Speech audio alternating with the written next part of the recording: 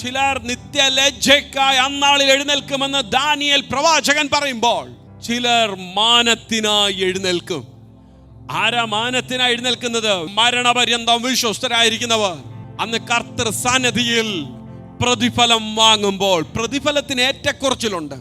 രക്ഷിക്കപ്പെട്ടവർക്ക്, സ്നാനപ്പെട്ടവർക്ക് എല്ലാവർക്കും ഒരുപോലെയല്ല. ഓരോരുത്തരും ഏതെല്ലാം ഏരിയയിൽ വിശ്വസ്തത കാട്ടിയോ അതെല്ലാം കൂടെ ചേർത്ത് വെച്ച് കിരീടത്തിലെ മുത്തുകൾക്ക് വ്യത്യാസമുണ്ടാകും.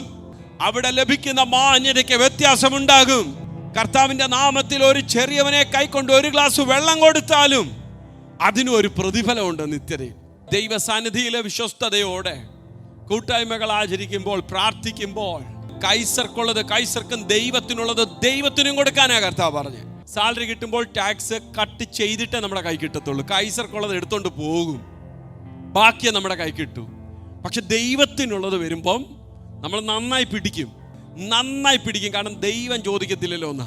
ആമേൻ. നാം ഒരു രാജ്യത്തായിരിക്കുമ്പോൾ ടാക്സ് കൊടുക്കും, കൈസർക്കുള്ളത് രാജ്യത്തിന്റെ ഗവൺമെന്റിനുള്ളത് ഗവൺമെന്റിന് കൊടുക്കുമ്പോൾ, സ്വർഗീയ ഗവൺമെന്റ് നമ്മെ പരിപാലിക്കുന്ന, നമുക്ക് ആരോഗ്യം തരുന്ന, ആയുസ് തരുന്ന, നമുക്ക് വേണ്ടി കരുതുന്ന ഒരു ഗവൺമെന്റ് നമുക്കുണ്ട്. ഇവിടെ 20% കൊടുക്കാൻ നമുക്ക് ഒരു ബുദ്ധിമുട്ടുമില്ല. പക്ഷെ 10% വേണ്ട, ന്യായമായിട്ടുള്ളത് കർത്താവിന് കൊടുക്കാൻ പറയുമ്പോൾ കൊടുക്കാൻ നമുക്ക് തോന്നാറില്ല. മരണപര്യന്തം വിശ്വസ്തനായിരിക്കുമ്പോൾ ജീവകിരീടം.